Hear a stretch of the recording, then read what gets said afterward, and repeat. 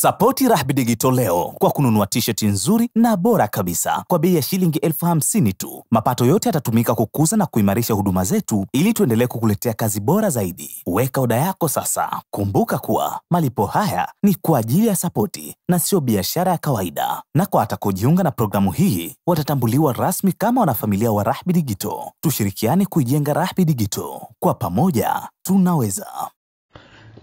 Kuna mambo yanaendelea ulimwenguni, na leo Trump aliandika kupitia mtandao wake wa Truth mchana kuwa India na Pakistani zimefikia makubaliano ya kusitisha vita. Ilikuwa ni taarifa njema hasa kwa wakazi wa Kashmir. Unajua wakazi wa Kashmir ndio wamekuwa wakikerwa sana na hii vita, tofauti na watu wengine ambao wanaishi mbali sana, ambao wamekuwa ni mitandao zaidi. Vita yenye ufundi na vita yenye ubabe. Kama umeifuatilia japo hizi siku 5 au wiki moja hii vita, utagundua kuwa hii ilikuwa ni vita ya aina yake. Unajua walikutana miamba wenye uwezo ambao karibu unafanana. Sasa aina ya vita waliokuwa wanaicheza nje ya uwanja wa propaganda ambao ulikuwa ndio umevuka mstari. Propaganda zilikuwa nyingi sana. Pande zote zilikuwa zinaongoza kwa propaganda. Nadhani yote inapelekea kwa sababu India na Pakistani zinabaki kuwa ni nchi ambazo zina ulevi wa mitandao. Hawa wana ulevi mkubwa wa kutumia mitandao ya kijamii. Wa Pakistani kwenye social media wako mbali sana, kwa sababu watu maelfu ya wa Pakistani wamejiajiri kupitia channel mbalimbali. Ndio maana unaona kuna comedy nyingi sana ambazo zinatoka kama Pakistan na kwingine. Lakini wa Pakistani wanatumia sana mitandao ya kijamii sana. Katika watumiaji wa mitandao ya kijamii duniani pia wa Pakistani ni watumiaji wakubwa sana. Lakini India hali kadhalika, population yake inatosha kukuambia kuwa idadi yao na matumizi makubwa ya mitandao ya kijamii ndio yameshuhudiwa. Sasa propaganda kubwa ilikuwa inayoenea kwenye mitandao ya kijamii ilikuwa ni mikubwa sana. Matokeo yake ilikuwa ni vigumu. Ndio maana mnaona kuwa sikuwa nikiwaletea sana habari za mzozo huu in deeply, kwa sababu sio kwamba nilikuwa sifuatilii. Nafuatilia sana, nasoma vyanzo. Manake nilichokuja kugundua hadi zile official source ambazo mara kadhaa huwa ninaziamini. Unajua kila taarifa inakuja, alafu kuna official source unasema kabisa nikipata kutoka kwenye source fulani au nikipata kutoka kwenye chanzo fulani, hii habari ni inakuwa na ukweli kwa asilimia kubwa. Lakini kwenye swala la India na Pakistan, hata official source, yani zile yani vile vyanzo vya kuaminika vilikuwa vinapiga propaganda. Yani havitoi ukweli. Wanazungumza vitu ambavyo vilikuwa vimebeba mapenzi zaidi ya kila upande, kuonyesha kuwa sisi tuko vizuri zaidi kuliko hiki, tuko vizuri zaidi. Ilikuwa ni vita ya ufundi wa drone. Pakistani ametumia drone za Uchina, nadhani alikuwa na drone za Irani pia amezitumia vizuri, lakini India alikuwa anatumia drone nyingi za Israeli. Ilikuwa ni vita ya drone, makombora, uwezo, jinsi ya kuonekana nani mjuzi. Nadhani watu ambao walikuwa kwenye vita ya mwaka 99 ile ya Kargil, vita ile ambayo Pakistan kidogo alivuka mstari kwenda upande wa pili, akachukua maeneo ya India mpaka alivopigwa mkwara na Marekani kuwa tutakuwekea vikwazo vya kimataifa hapa kwa sababu umechukua maeneo ambayo hayakuhusu.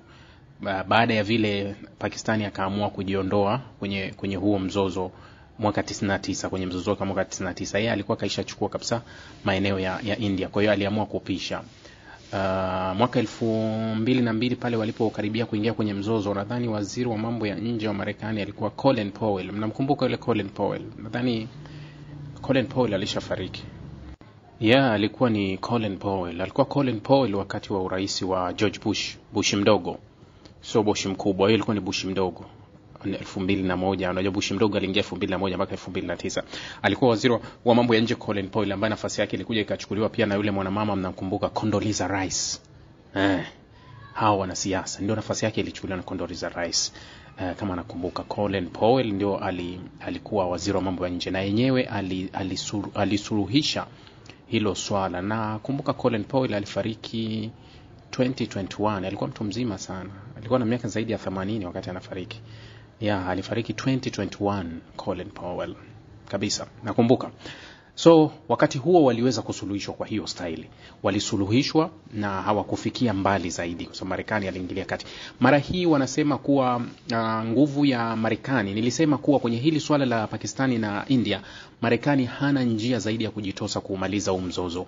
Kama angetaka kupata faida kwenye huu mzozo, angepata faida ya kuuza silaha, lakini angepoteza mkakati. Sasa ndio maana unaona hapa Marekani haraka ameingia kati kwenda kusuluhisha hili swala. Marekani, Uturuki na Saudi Arabia walikuwa kati ya kuhakikisha hili swala linakwisha kwa haraka. Ndio wamejaribu kumaliza huu mzozo ili usifike mbali kabisa. Unaona kuwa ni chini ya wiki moja tayari makubaliano yameshafikiwa. Licha ya kuwa kuna taarifa za jioni hii ambazo zimeandikwa pia na AP News zikishutumu Pakistan kuwa Pakistani imekiuka tayari makubaliano ya usitishaji wa vita. Taarifa ambayo nimeiona ilinijia kama notification inasema India accuses Pakistan of violating ceasefire along the border after reaching deal hours earlier. India inashutumu Pakistan kwa kukiuka makubaliano ya kusitisha mapigano yaliyofanywa saa chache Jumamosi baada ya mazungumzo yanayoongozwa na Marekani kumaliza makabiliano makali zaidi ya kijeshi kati ya wapinzani wenye silaha za nyuklia. Waziri wa mambo ya nje wa India Vikram Misri alisema kwamba kumekuwa na ukiukwaji wa mara kwa mara wa maelewano yaliyofikiwa katika nchi hizi mbili juu ya kusitisha mapigano na kuishutumu Pakistan kwa kukiuka makubaliano. Taarifa hii inadai Pakistani imekiuka makombora. Hii taarifa nataka kuona pale wanaposhutumu ni wapi palipolengwa. Marekani alisuluhisha. Taarifa ya usitishaji inasema kuwa ilikubaliwa kati yao kwamba pande zote mbili zitasimamisha kufyatulianaji wa risasi na hatua za kijeshi za nchi kavu pamoja na angani, baharini. Maagizo yametolewa pande zote mbili ili kutekelezwa maelewano haya. Saa chache baada ya makubaliano hayo, milipuko ilisikika na wakazi wa Srinagar na Jammu katika Kashmiri inayodhibitiwa na India. Ilifatiwa mlipuko mkubwa na kukatika kwa umeme miji hiyo miwili, na hakuna ripoti mara moja ambazo zilizungumza kuhusu hilo kuwa nini kilitokea. Yani haya yametokea baada ya usitishaji wa vita. Nilikuwa nazungumza kuhusu Marekani kumaliza hili. Ilikuwa ni lazima Marekani atumie nafasi yake kumaliza mzozo kwa sababu Marekani kuendelea kwa vita kwa India na Pakistani kulikuwa kuna muathiri na kulikuwa kunampa faida China. Kama nilivyowaambia, Uchina alikuwa anajiweka mbali. Tuna huu mzozo, kama angeweza kumsaidia angemsaidia Pakistan. Lakini Marekani, huu ni mkakati, anaweza kufaidika vizuri na hii vita, akawapa silaha wote, akauza silaha kwa sababu pesa wanazo watanunua, lakini atamdhoofisha mshirika wake wa kikanda ambaye anamwamini kwa vita yake na Uchina ambaye ni India. Sasa India akikabiliana na Pakistani katika kipindi hiki, India atadhoofika kwa nafasi yake. Sasa Marekani hatokipata kile anachokipata ikiwa atashabikia huu ugomvi. Ndio maana haraka Trump kaingilia kati.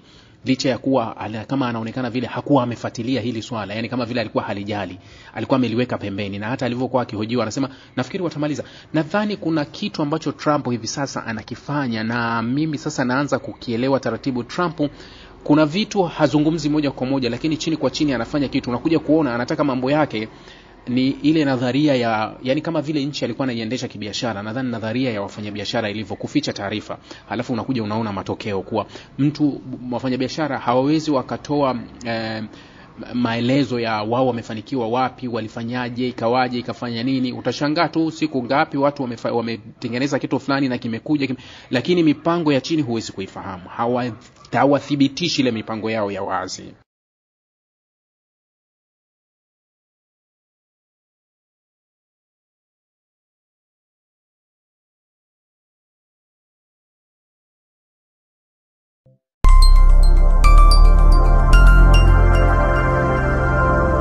Rahby Digital, haki na ukweli.